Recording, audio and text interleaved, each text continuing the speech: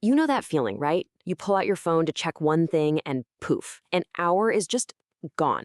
Today, we're going to pull back the curtain on that endless scroll and figure out exactly what makes it so impossible to look away. It's a wild thought, isn't it? Like, you're not the one doing the scrolling. The content is actually scrolling you. So that's the big question we're diving into. Why does this happen to all of us?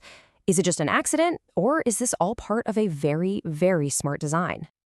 Okay, so let's start with the scroll itself. That feeling of just being completely lost in a river of videos that never ever ends. Well, it turns out that's not just you lacking willpower. It's the whole point of the system, and the numbers behind it are honestly pretty mind-blowing. And yeah, this is way more than just a feeling. It's a documented fact.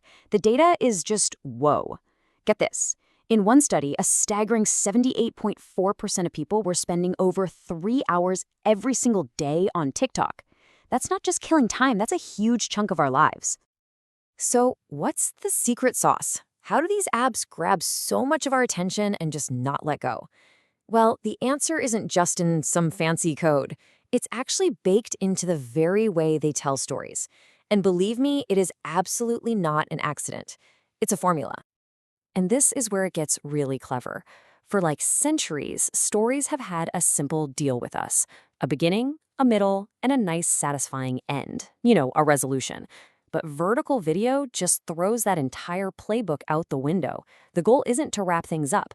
The goal is to make sure you keep swiping to the next video. It's all about repetition and retention. And their number one weapon in this fight for your attention? The cliffhanger. We all know what it is, but let's just break it down. It's when they deliberately cut the story right when things get intense. Its whole purpose isn't to make you feel good. It's to create this itch in your brain, this desperate need to see what happens next. And you don't have to take my word for it. The data is crystal clear. Researchers actually tested this stuff. When a story ended with the good guy winning or the bad guy winning, yeah, people kind of wanted to see more. But when it ended on a cliffhanger, that desire just shot through the roof. The system isn't trying to give you closure. It's trying to crank up your tension to the max. So you keep swiping for a release that, well, it never really comes. So we know the stories are built to hook us. But what's actually happening up here, inside our brains while we're scrolling? This is where we move past just storytelling tricks and get into some serious neurology. So let's meet the key players in your brain. Every time you see a video the algorithm knows you'll like, or you get a bunch of likes, it lights up your brain's reward circuit, specifically a couple of spots called the ventral tegmental area and the nucleus accumbens. Here's the kicker. These are the exact same parts of your brain that get fired up by things like good food, winning money, and even addictive drugs. The algorithm is basically learning what gives you a little dopamine hit and then feeding you an endless supply. But here's the really crucial part. While that reward system is going wild, another key area is taking a hit: your prefrontal cortex. You can think of this as the CEO of your brain. It's in charge of making smart decisions and controlling your impulses. And what the research shows is that this kind of addictive scrolling can actually make your brain's CEO weaker. Okay, this number might look a little intimidating, but the story it tells is simple and honestly a little scary. It comes from a study that was measuring brainwaves, and what it means is this: the more someone showed signs of short video addiction, the weaker their brain's signal for self-control was. The very act of scrolling too much seems to literally wear down our ability to stop scrolling. So what you get is this epic battle inside your own head. On one side, you've got your prefrontal cortex, your higher level brain, trying to say, hey, maybe we should do something else. But on the other side, you've got this powerful primal urge for that next little hit of stimulation. And the more you scroll, the stronger that emotional instant gratification side gets, and the weaker the self-control side becomes. It's a feedback loop that is incredibly hard to break out of. All right, so now that we get the brain science behind the loop, let's zoom out. What's the real cost of all this engagement? What's the price that we're paying as individuals and, as a whole society for living in this non-stop attention economy? And make no mistake, this is a global thing. It is not just happening in one place. Look at what researchers found.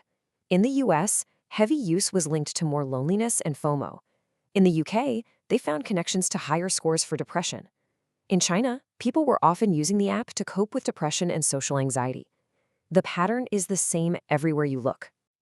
And these aren't just vague feelings. They show up as real, specific behaviors that researchers see again and again. Things like obsession, where you just can't stop thinking about the app, escapism, to get away from your actual problems, and just a general feeling of not being in control of how much you use it. And that leads to real-world consequences, like putting things off, getting distracted from school or work, and totally messing up your sleep. This quote from Nasreen Malik at The Guardian it absolutely nails it. The whole business model is engagement, no matter the cost. The algorithm isn't just a neutral observer, it's actively programmed to figure out what makes you angry or happy or anxious, whatever it takes to keep your eyeballs glued to that screen. Because at the end of the day, our attention is what's being sold. And the effect on all of us as a society is this bizarre blurring of reality. You've got real-world crises and heartbreaking tragedies sitting in your feed right next to completely fake AI videos and silly dance challenges. This constant flood of stuff that is both super important and completely meaningless creates this profound disorientation. It just dulls our ability to know what's actually urgent and what's just noise. So, after looking at the mechanics, the brain science, and the consequences, we're left with the biggest question of all. In this whole system, who's really in control here? And what, if anything, can we do to take some of that control back? Well, their research suggests there's no single magic fix, but there are things we can do. For ourselves, we can try things like a digital detox to kind of reset our brains. As a society, we need to push for better digital literacy so everyone understands how this technology works. We can, and should, demand that these companies design their platforms better with our well-being in mind. And, of course, we have to make sure that people who are really struggling can get the mental health support they need. Look, at the end of the day, just understanding how this all works is a huge first step.